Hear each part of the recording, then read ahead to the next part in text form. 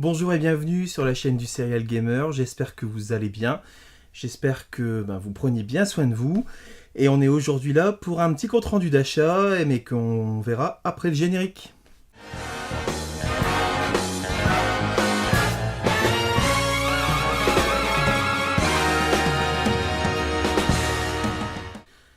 Alors voilà, j'ai acheté quelques jeux, alors comme d'habitude dans ma boutique préférée à Billy Montini, qui s'appelle Dream Games, mais aussi un peu partout par rapport aux promotions sur internet, donc je vous en fais profiter au fur et à mesure de mes acquisitions. Donc on va commencer par quelques jeux, parce que là c'est quand même une belle rentrée.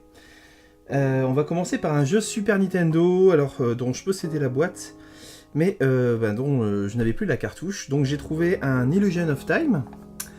Pas trop cher, alors en loose, en version française, comme vous pouvez voir, et puis comme vous voyez, c'est un jeu qui est local. Alors l'étiquette est un peu abîmée ici, mais bon, à 19,90, ça reste vraiment un prix très honnête, il faut le dire, parce que c'est un jeu que je voulais faire. Là, je suis seulement en train de terminer Secret of Mana, et voilà, le Illusion of Time, c'est vraiment un jeu sympa à avoir dans sa collection.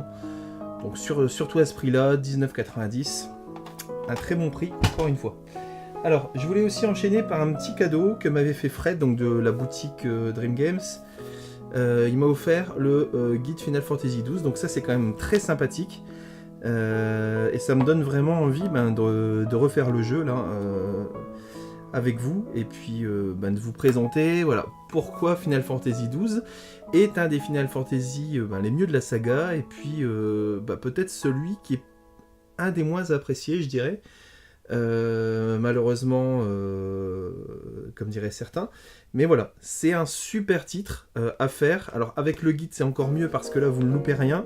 Et puis le guide il est très très bien fait. C'est Piggyback qui le fait comme d'habitude.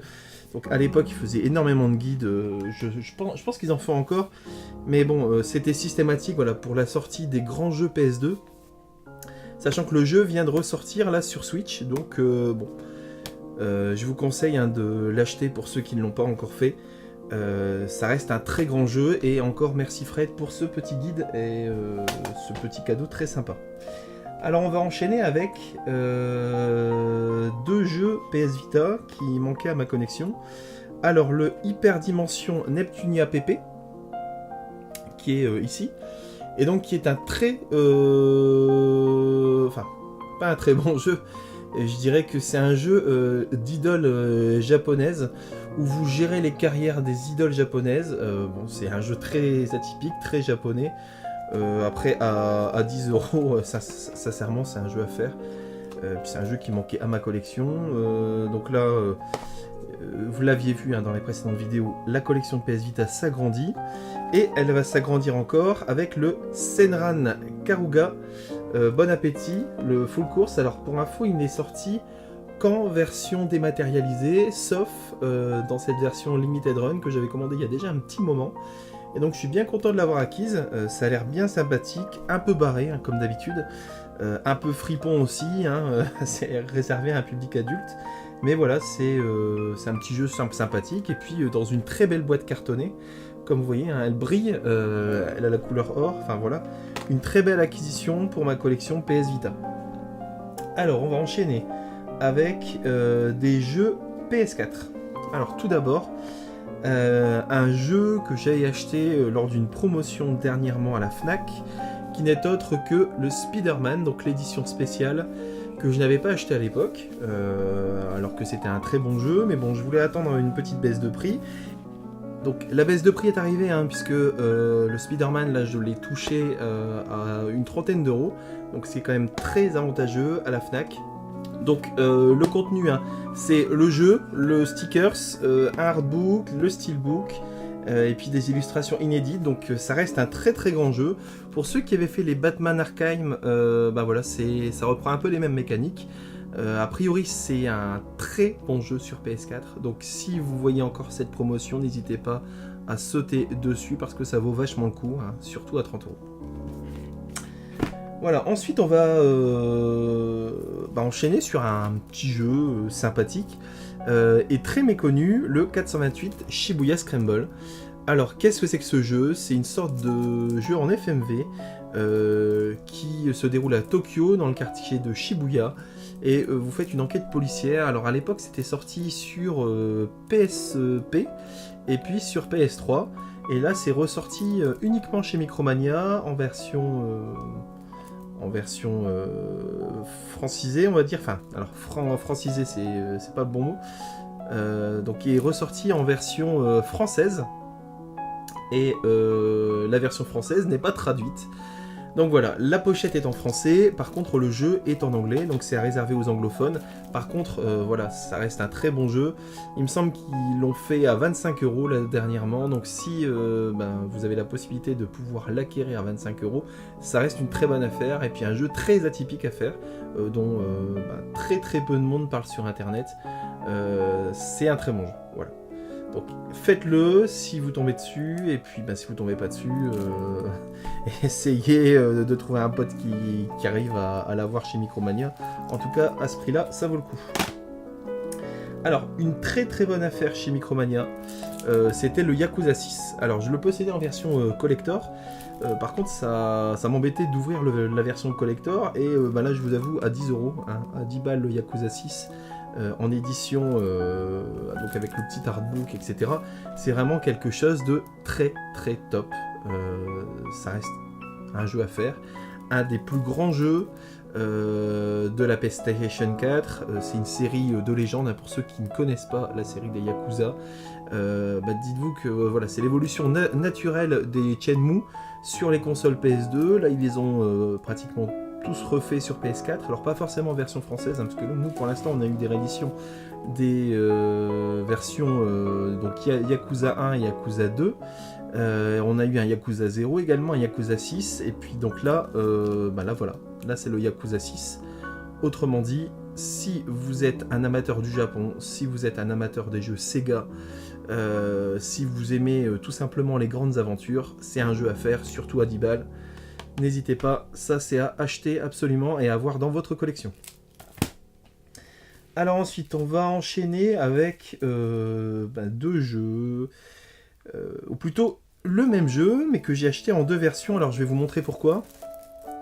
Voilà, c'est le Jak and Daxter, donc l'édition Limited Run. Alors là aussi, c'est sorti uniquement en démat, et Limited Run a fait des éditions en physique. Donc comme vous voyez, il y a une version qui ressemble un peu à la pochette de la PlayStation 2 à l'époque. Et puis il y a une version tout en noir et blanc, je la trouve très classe. Ça fait penser un peu aux éditions de jeux Master System à l'époque. Bon, sans le quadrillage, hein, je trouve ça classe. Voilà, c'est très simple, c'est très classe. En tout cas, voilà, ça reste un très grand jeu. Donc Limited Run, là dernièrement, avait sorti le 3e. Donc moi j'ai acheté le numéro 1, le numéro 2, le 3e je suis passé un peu à côté, donc j'espère le retrouver sur eBay dans les semaines ou les mois à venir. En tout cas voilà, si vous ne connaissez pas la série des Jak et Daxter, vous l'achetez en démat, pas la peine forcément de l'avoir en physique, hein, comme moi. Moi je suis un grand malade. Mais voilà, c'est un excellent jeu à faire sur PlayStation 4, comme sur PlayStation 2. Et il me semble qu'il y avait une réédition en version PlayStation 3 aussi. Alors ça commence à coûter une quarantaine d'euros. Bon, rien à voir avec les cotes, hein, de ces jeux-là. Mais en tout cas, voilà, c'est très sympathique à avoir si jamais vous faites la collection des Limited Run. Il ne fallait pas passer à côté. Alors on va passer sur des jeux Wii et Wii U. Alors un jeu Wii que je ne possédais pas, le petit Baroque. Alors le petit Baroque, voilà, qui est un jeu assez peu répandu, d'Atlus. Et c'est une sorte de RPG qui était sorti sur la Wii. Alors c'est pas un grand jeu, par contre ça reste un jeu avec une ambiance unique, très particulière, et donc si vous êtes amateur de RPG et que vous avez une Wii, voilà, c'est un jeu à acquérir pour pas cher. Là je l'ai eu à 10 balles. C'est un jeu que je vois pas très souvent malheureusement en Easy Cash et dans d'autres boutiques de jeux vidéo. Donc voilà, là je me suis dit bon, c'est pas un grand jeu, mais un jeu à faire sur la Wii.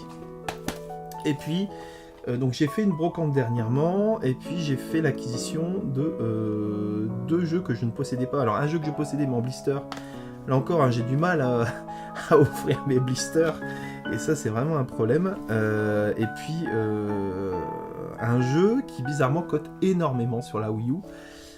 Donc on va commencer par le jeu que je possédais déjà, donc qui est le Splatoon. Je vous rassure, hein, je ne l'ai pas eu à 10 balles, j'ai eu à 5 balles à la brocante.